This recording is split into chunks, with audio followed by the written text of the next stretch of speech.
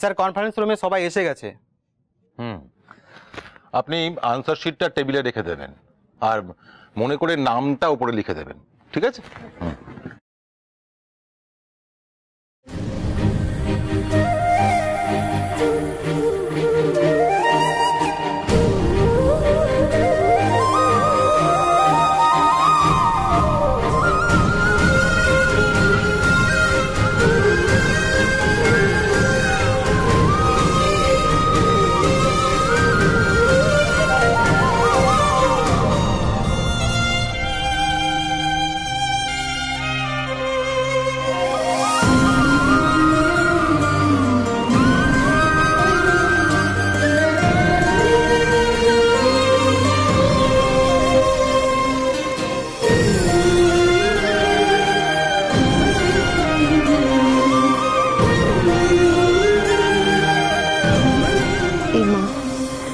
এতদিন না লিখে লিখে হাতে লেখা কেমন হয়ে গেছে দেখেছেন?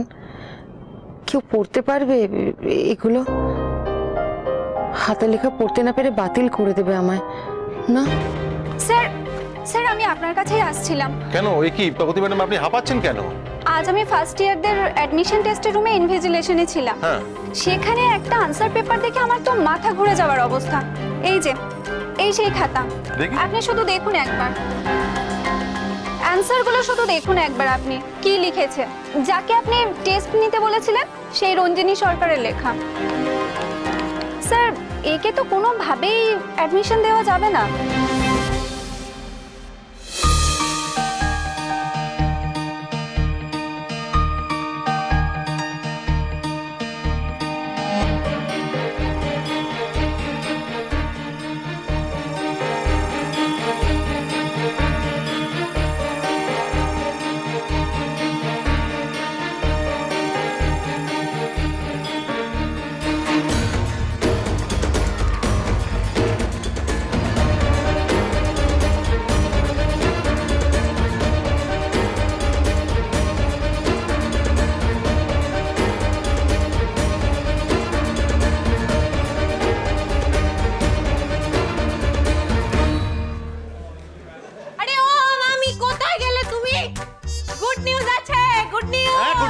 Good news. দাঁড়া একবারে, একদম চুপ।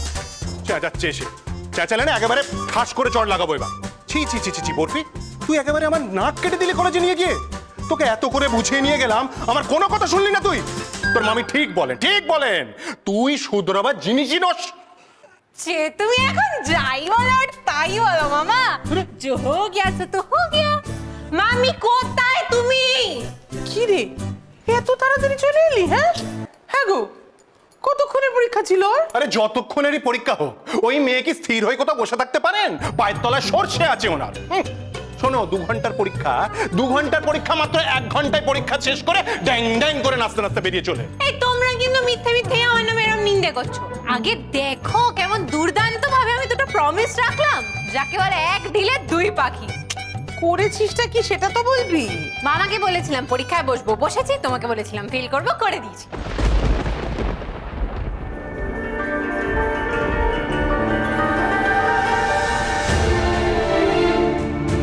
এটা কি বললো বরফি?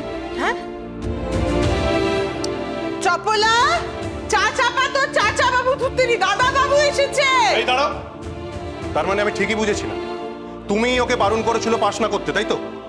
ও তাই নাকি? বেশ, তাহলে তোমার এই পেয়ারের ভাগ্নিকে একটু জিজ্ঞাসা করে দেখো তো, আজ সকালবেলা আমি ওকে বলেছিলাম কিনা পাস করতে। তুমি কি বলেছো সেটা আমার বুঝতে বাকি নেই রেনু। আমি অনেক আগেই বুঝেছিলাম এবং এবং বরফিকে জিজ্ঞাসা করেছিলাম, কিন্তু ওই মেয়ে তোমার দোষ ঢাকতে। তোমরা এরকম ষাঁড়ের মতো সিংহাকে ঝগড়া করা বন্ধ করবে। মামির কোনো দোষ নেই মামা, আমি যা করি নিজের ইচ্ছে করি। আর আমি ঠিক করেছি আমি এমন কিছু করব না যাতে পয়সা খরচ হয়। আমি এমন কিছু করব যাতে টাকা আসে। কি করবি তুই? চাকরি। চাকরি? চাকরি? ইয়েস, চাকরি। মামা একা দিদিদের জন্য কেন খাটবে বলো তো?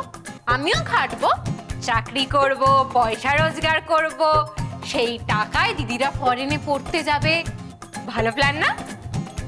হায় আমার পোড়া কপাল, টেনে টুনে হাই সেকেন্ডারি পাস, সে নাকি আবার করবে চাকরি। কে দেবে তোকে চাকরি? হ্যাঁ, কোথায় চাকরি করবি তুই? দারুণ হবো ওই কলেজে। এবার আমার সত্যি শরীর খারাপ লাগছে।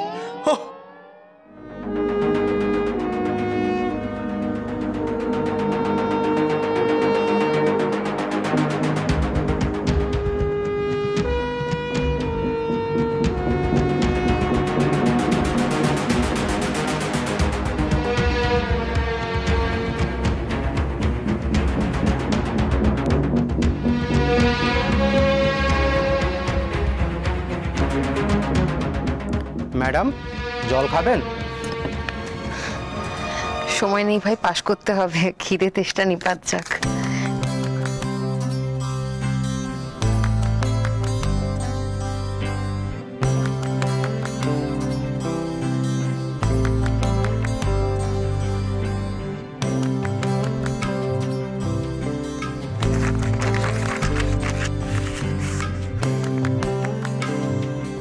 তুমি এত চাপ কেন নিচ্ছ মামা? আমি সব খোঁজ নিয়ে এসেছি। ওরা একটা দারোয়ান খুঁজছে, হায়ার সেকেন্ডারি পাস, হাট্টা গাট্টা মুস্টান্ডা আমার মতো। আমি ওখানে চাকরি করব, টাকা রোজগারও হবে, আর মামার ইচ্ছে পূরণ হবে। এই শোন শোন, তুই আমার কোন ইচ্ছেটা পূরণ করবি শুনি? হ্যাঁ, কোন ইচ্ছেটা পূরণ করবি? ছাড়ো ছাড়ো, আগে ছাড়ো। কি গো, তুমি তো চাও আমি ওই কলেজে ভর্তি হই, চাও কিনা বলো? হ্যাঁ চাই। তাহলে তোমার ইচ্ছেটাই তো রইলো মামা, আমি তো ওই কলেজেই ভর্তি হব, দারোয়ান হিসেবে থাকবো, তারপর মাসে মাসে এই টাকা। দাঁড়া, দারোয়ান 2 মিনিট পরে হলেও চলবে। তার আগে আমাকে বলতো, অ্যাডমিশন টেস্টে যে তুই ফেল করেছিস সে কথাটা তুই জানলি কি করে? হ্যাঁ, কেউ বলেছে কলেজে তোকে? হ্যালো, সরি রে কিশোর, আমি শুধু শুধু তোর সময় নষ্ট করলাম, কিছু মনে করিস না। আসলে আমার ভাগ্নি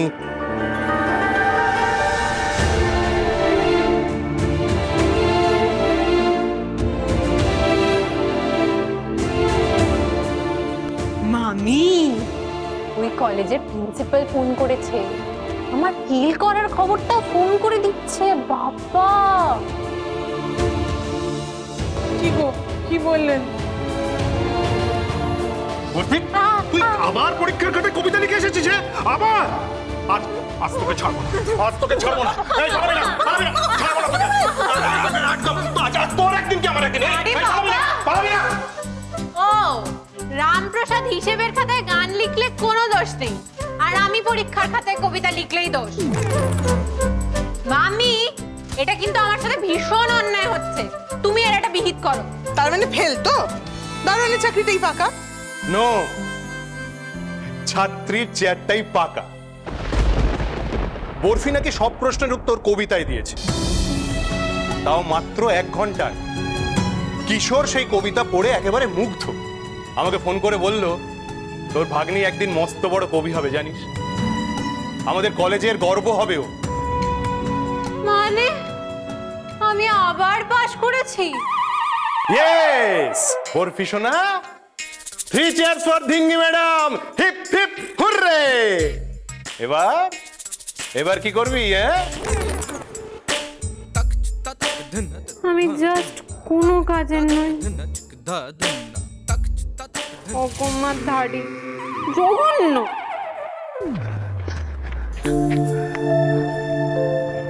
কি যে ছাতার মাথা লিখে এলাম কে জানে, যা মনে এলো তাই তো লিখলাম। হয়তো পড়বে, পড়ে ছিঁড়ে ফেলে দেবে, কিন্তু চেষ্টা তো করলাম বলুন। এরপর ঠাকুর যা চাইবেন তাই হবে। আসি। এই তো বড় বৌদি, তুমি এসে গেছো। কলি তোমাকে নিয়ে কি টেনশন করছিল। এই তোরা পার্লারে যাচ্ছিস তো? হ্যাঁ, কিন্তু শাড়ি গয়না গাটি সব সমস্ত কিছু আমি গাড়িতে তুলে দিয়েছি। গয়নার সাবধানে তুমি পরো। একদম চিন্তা করো না। ঠিক আছে। তুমি তো যাবে না নিশ্চয়ই? না রে বাবা, কাজগুলো কি করে বল, কাজগুলো সামলে নিই আমি। ঠিক আছে, দিদি ভাই মন্দিরটা কত দূরে গো? এত দেরি হলো। এই তোরা তাড়াতাড়ি ফিরবে কিন্তু, সন্ধ্যাবেলায় লগ্ন, দেরি করবি না। যা, দাঁড়িয়ে আছিস কেন? তাড়াতাড়ি যা যা যা যা। আমি তো বিসহচরী।